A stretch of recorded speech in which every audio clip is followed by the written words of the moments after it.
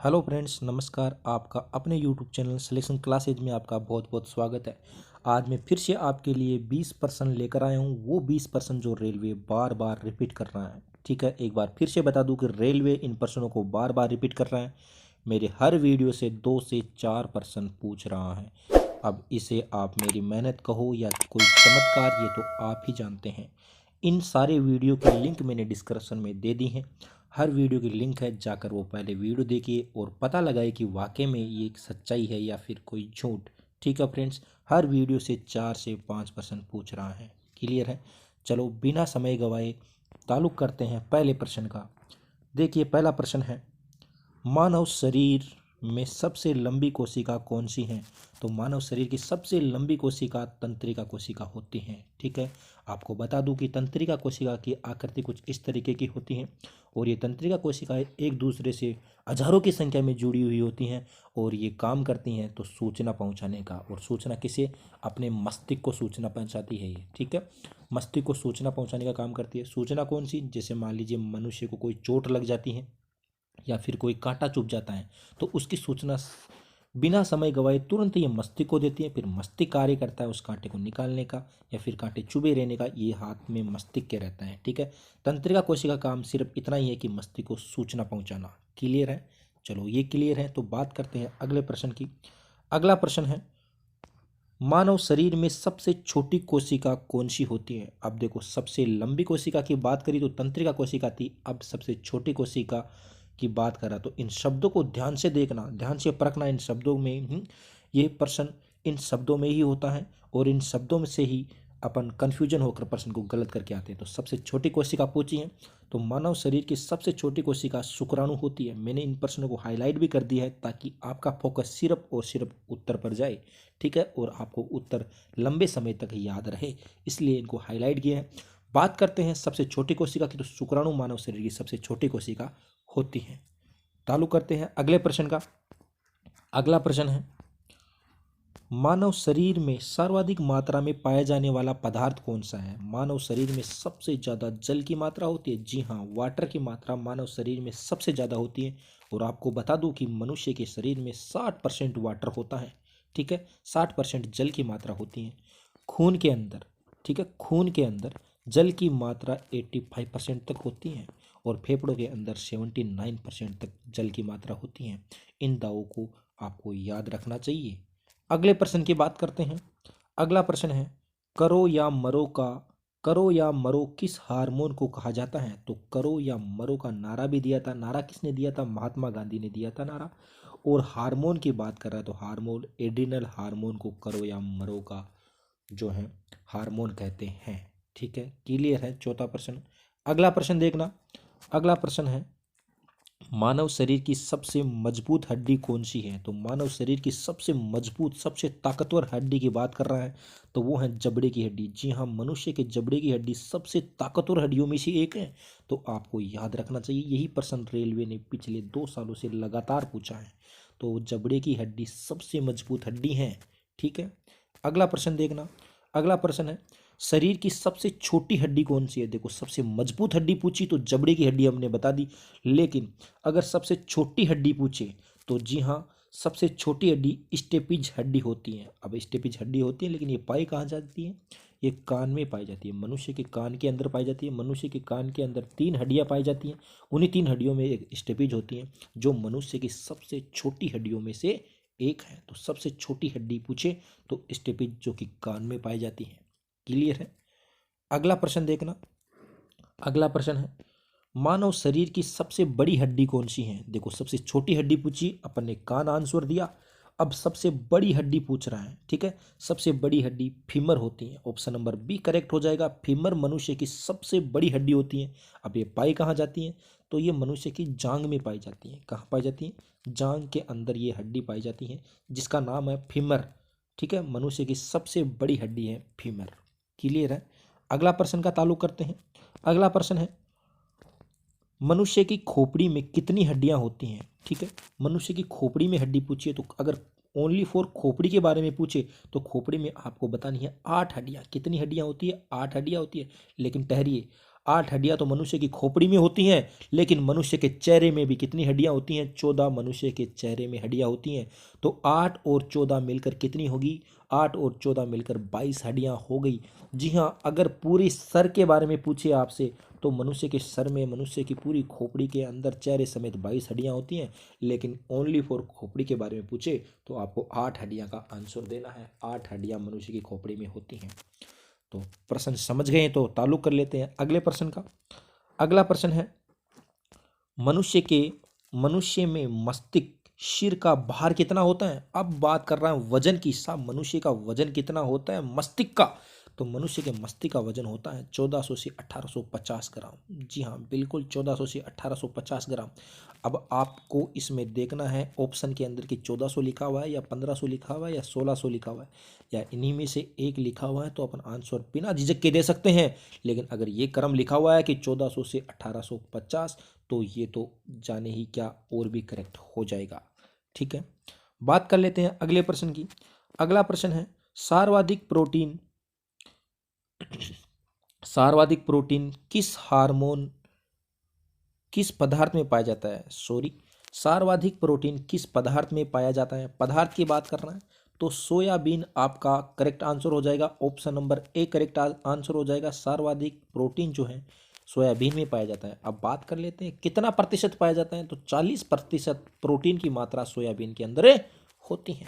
ये आपको ध्यान में रखना चाहिए। हालांकि प्रोटीन की मात्रा सब में होती है, केला में भी होती है, दूध में भी होती है, मछली में, लेकिन सबसे ज़्यादा पूछ रहा है इन्हीं में। आपको पता लगाना है कि इनमें से सबसे ज़्यादा किस में होती हैं, तो सोयाबीन में होती हैं सबसे ज़्यादा, लगभग 40% प्रोटीन की मात्रा होती है। बात करते हैं अगले प्रश्न की। अगला प्रश्न है, सर्वप्रथम हृदय हार्ट की बात कर रहा है। सर्वप्रथम हृदय प्रत्यारोपण किस डॉक्टर ने किया था? तो डॉक्टर का नाम पूछा है, तो डॉक्टर का नाम पूछे तो आपको बताना है डॉक्टर क्रिस्टियन। कौन सा है? डॉक्टर क्रिस्टियन ने सबसे पहले हृदय प्रत्यारोपण किया था। अब आपके माइंड में सवाल उठ रहे हैं कि कब किया था सबसे पहले, तो 3 दिसंबर, आपको बता दूं 3 दिसंबर 1967 को, 3 दिसंबर 1967 को डॉक्टर क्रिस्टियन ने हृदय प्रत्यारोपण किया था। अब आपके मन में सवाल उठ रहा है कि ये कहाँ का था, तो ये था, आपको बता दूं, ये था दक्षिणी अफ्रीका का। कहाँ था? ये था दक्षिणी अफ्रीका का था। और कौन सी हॉस्पिटल का नाम पूछे तो केप टाउन हॉस्पिटल। दक्षिण अफ्रीका में एक हॉस्पिटल है केप टाउन। कौन सा? Cape Town. उसके अंदर डॉक्टर क्रिस्टियन ने सबसे पहले 3 दिसंबर 1967 को हृदय प्रत्यारोपण किया था। क्लियर है? क्लियर है तो बात कर लेते हैं अगले प्रश्न की। अगला प्रश्न है, मानव शरीर में कुल कितनी हड्डियां होती हैं? हड्डियों की बात कर रहे हैं साहब। ठीक है, तो मानव शरीर के अंदर 206 हड्डियां होती है। देखो, वयस्क मनुष्य होता है उसके अंदर 206 हड्डियां होती हैं। लेकिन आपकी जानकारी के लिए बता दूं कि बचपन में एक बच्चा होता है, उस बच्चे में लगभग 300 हड्डियां होती हैं। कितनी हड्डियां होती है? 300। जी हाँ, बिल्कुल, ये दावा बिल्कुल सच है। 300 हड्डियां होती है बचपन में। लेकिन क्या होता है कि कुछ हड्डियां आपस में, जैसे जैसे बच्चा बड़ा होता है वैसे वैसे हड्डियां आपस में जुड़ती जाती हैं, और 2 हड्डी एक बन जाती हैं, 3 हड्डी एक बन जाती हैं। इस तरीके से हड्डियां जुड़ जाती हैं, और वयस्क मनुष्य में मरते दम तक आखिर तक 206 हड्डियां मनुष्य के अंदर बच जाती हैं। ठीक है, बात करते हैं अगले प्रश्न की।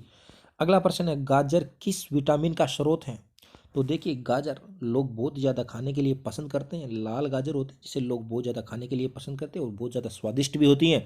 लेकिन गाजर का विटामिन पूछा कि इस गाजर में आखिर विटामिन कौन सा होता है, तो गाजर में विटामिन ए की मात्रा सबसे ज़्यादा होती है।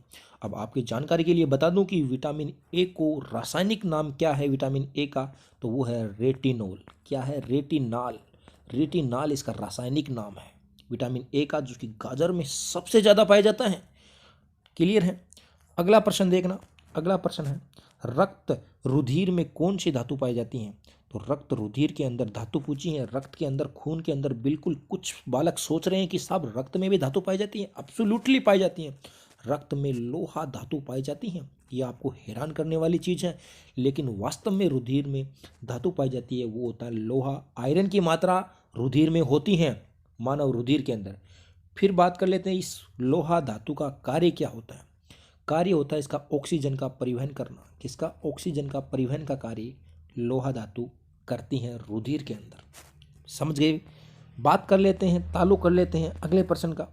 अगला प्रश्न है आपके सामने, कह रहा है कि दांत मुख्य रूप से किस पदार्थ के बने होते हैं। दांतों वाला पदार्थ पूछा है तो डेंटाइन के, किस चीज़ के, डेंटाइन के दांत बने होते हैं साहब। मुख्य रूप से दांतों के अंदर डेंटाइन होता है, ठीक है। और जो दांतों का बाहर का आवरण होता है उसको इनेमल बोलते हैं। क्या बोलते हैं? इनेमल बोलते हैं। बाहरी आवरण होता है जो सबसे मजबूत होता है उसको इनेमल बोलते हैं। और जो दांत मुख्य रूप से बने होते हैं वो डेंटाइन का बना होता है। क्लियर है? बात करते हैं अगले प्रश्न की। अगला प्रश्न है रंतोधी रोग। रंतोधी, देखो रंतोधी रोग किस विटामिन की कमी से होता है? तो विटामिन ए की कमी से रंतोधी रोग होता है। रंतोधी रोग होता क्या है? अब आप सोच रहे होंगे। रंतोधी रोग होता है जो व्यक्ति को अंधापन बना देता है। अंधापन, ठीक है, अंधापन बना देता है। रात के समय में दिखाई कम देता है। रंतोधी, देखो नाम से ही स्पष्ट हो रहा है, रात के समय में दिखाई कम देना। और कभी कभी तो ये रोग इतना हावी हो जाता है कि व्यक्ति को अंधापन भी बना देता है, अंधा भी बना देता है व्यक्ति को, ठीक है। अगर इसकी जांच नहीं की जाती है, इसका इलाज नहीं किया जाता है तो लास्ट में अंधापन भी आ जाता है। यह है मनुष्य की आंख के जो कॉर्नरिया होता है उसको सुखाने का कार्य करता है, उसको सुखा देता है और आंखों के अंदर एक ऐसी पन्नी छा जाती है जिससे व्यक्ति अंधा हो जाता है। क्लियर है? बात कर लेते हैं अगले प्रश्न की। अगला प्रश्न है किस पदार्थ में किस पदार्थ में प्रोटीन नहीं पाया जाता। देखो प्रश्नों को समझना ही सबसे बड़ी ज्ञान है, प्रश्नों को समझना ही सबसे बड़ी ताकत है, क्षमता है।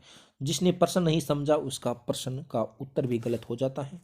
तो प्रश्न देखो नहीं लिखा हुआ है किस पदार्थ में प्रोटीन नहीं पाया जाता, तो चावल के अंदर प्रोटीन नहीं पाया जाता, या यूं कहे कि सबसे कम पाया जाता है, तो चावल में प्रोटीन न के बराबर पाया जाता है। क्लियर है? अगला प्रश्न देखना। अगला प्रश्न है मानव शरीर की सबसे बड़ी ग्रंथि कौन सी है। सबसे बड़ी ग्रंथि के बारे में पूछा है तो सबसे बड़ी ग्रंथि है यकृत। कौन सी है? यकृत, जिसे कलेजा भी कहते हैं, ठीक है। ये मानव शरीर की सबसे बड़ी ग्रंथि है। ये हार्मोन्स को बनाने का काम करती हैं।